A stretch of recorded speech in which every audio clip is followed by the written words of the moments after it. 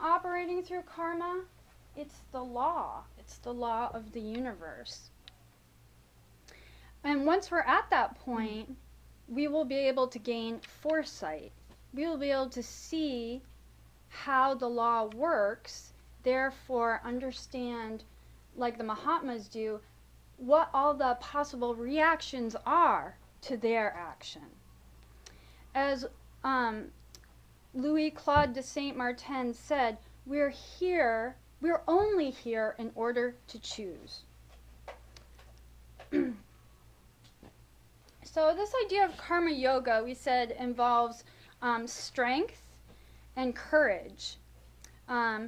Strength in the sense of being rooted in that timeless global perspective, that macrocosmic universal perspective.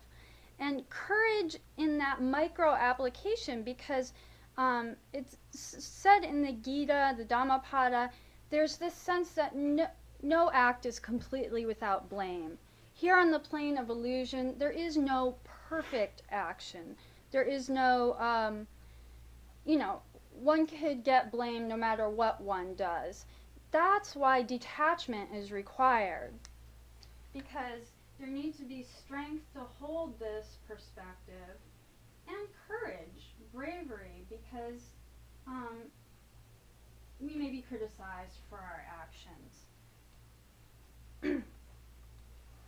But through these two, we become detached. And detachment fosters concentration or focus. And concentration, focus, is another word for meditation.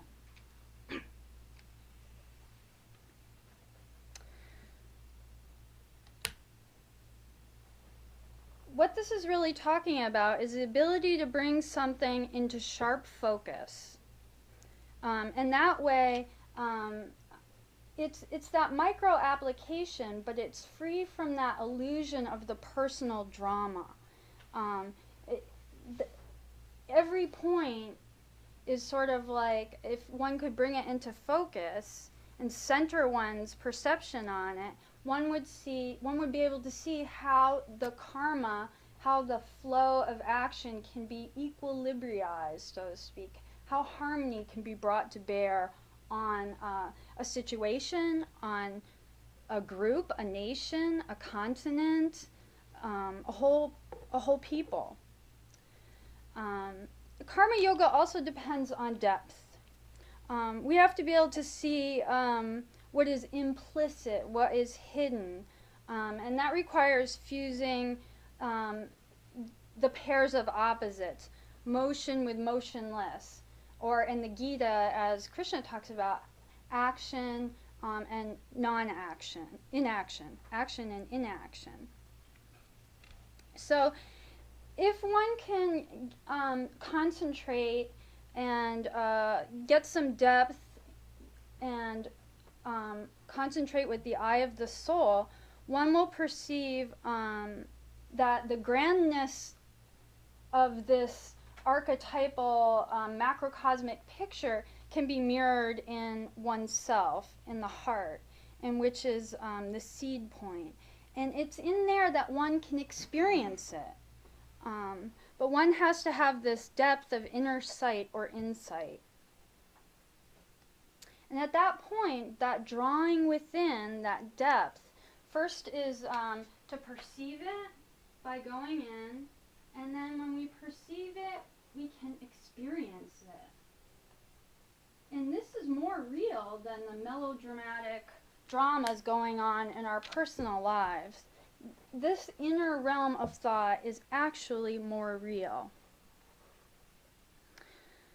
To reach into this heart, one has to rethink their conceptions of space, time, motion. Inner space is completely different than outer space. It's unlike our terrestrial conceptions. As was read in the Gita, another way to look at this is through the qualities of nature. Krishna says that the qualities are affected by nature. And the three qualities are sattva, rajas, and tamas. So no action is without blame is the same thing as the qualities are affected by nature. The three qualities. Sattva is truth, that which is good and holy. Rajas is action. Tamas is indifference. What's another word for tamas? Inertia, thank you. So these three qualities are said to be the threefold division of the Supreme Being. That's what Krishna says, the threefold division of the Supreme Being. And in the reading, Krishna has talked about being one with the Supreme. So one has to understand this threefold division of the Supreme Being. Another way of looking at this is, another threefold way of looking at this is Om Tat Sat.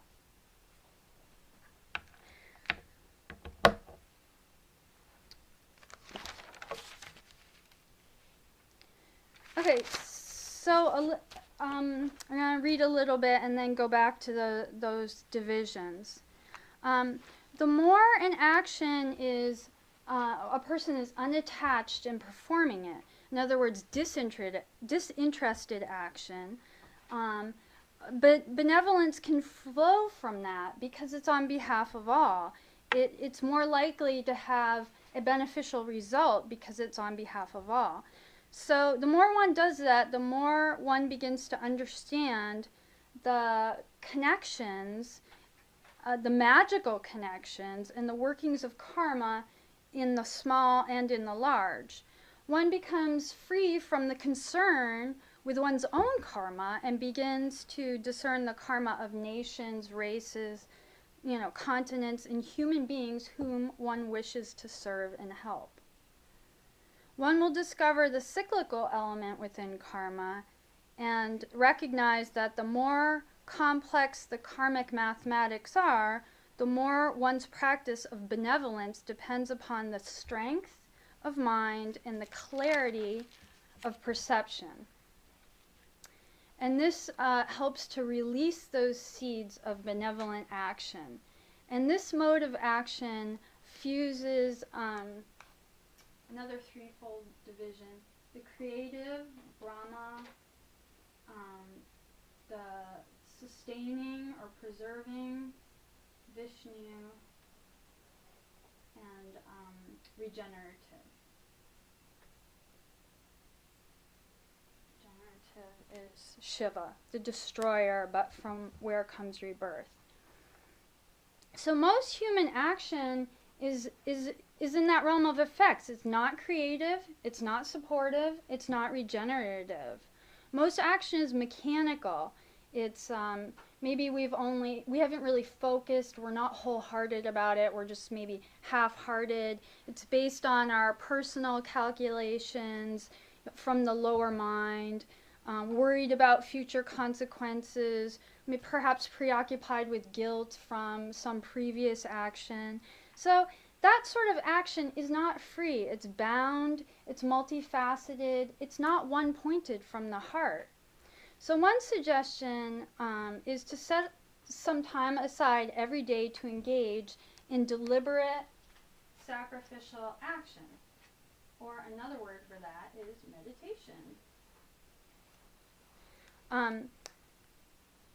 But one does this with the spirit of charity for the good of all. And another word for this is Kriya. And a couple weeks ago we talked about Kriya Shakti and that creative power that we have. So by setting aside time and deliberately thinking on behalf of others, that's creative, and that's like a consecration. Like Om begins a lot of like prayers or devotional things. Om is that sort of invocation, consecration that something deliberate and beneficial is about to be begun. we have to remember that all beings act out of internal necessity. Krishna says it's impossible not to act. Even those sages who have tried not to, they can't help it because the universe is synonymous with motion. You can't stop it. So if we can't stop our action, we need to act out of dharma, out of duty. And if one engages deliberately in creative action, in kriya, as creative contribution to the universal good, that's not mechanical. Even though we sit down and it's deliberate, it's not mechanical because it's our duty to do this, so to speak. It's our duty to try to raise ourselves up, to reach for the higher mind, the Atma Buddhi Manas, to fuse the manas, the higher manas with the spiritual soul. So it's not mechanical. It's our duty through action. And through that, we can expand out of the particulars, and we can do it with a freedom from the illusion because we're doing it through meditation and through gaining insight.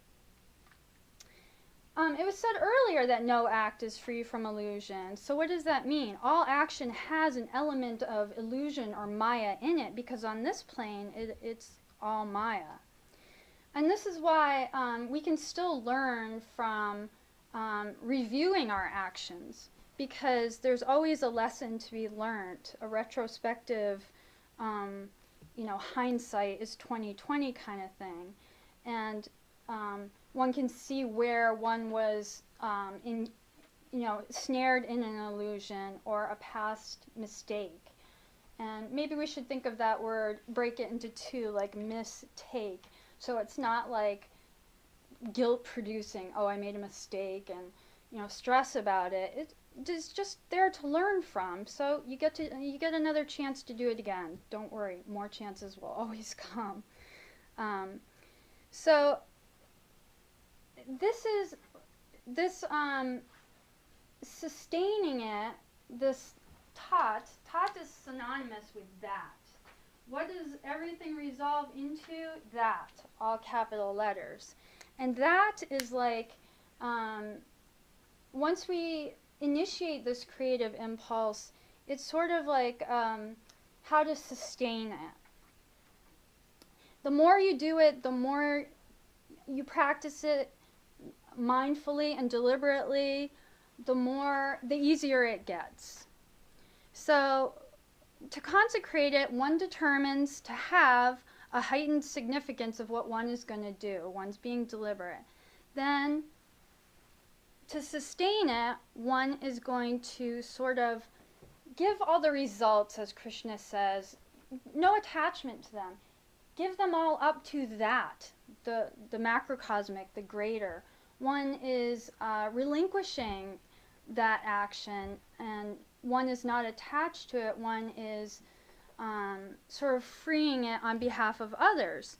So one negates that personal element because you're not wishing for any fruit for oneself, but just to make it disappear into the totality for the benefit of others.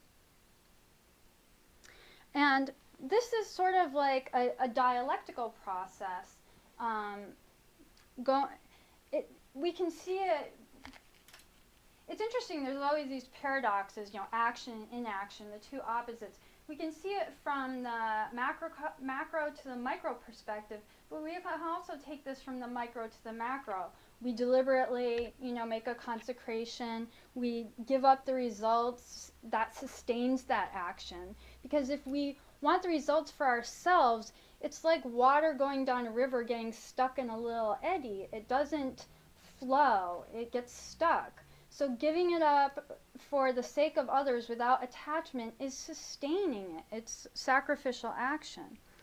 And this is a dialectical process, and it requires practice, requires self-consciousness, a sort of a growing awareness of the individuality as the sacrificer and the universality of cosmic sacrifice, because that's exactly what's happening. We're the beneficiaries of many forces, many beings who have gone before, who through sacrificial action have made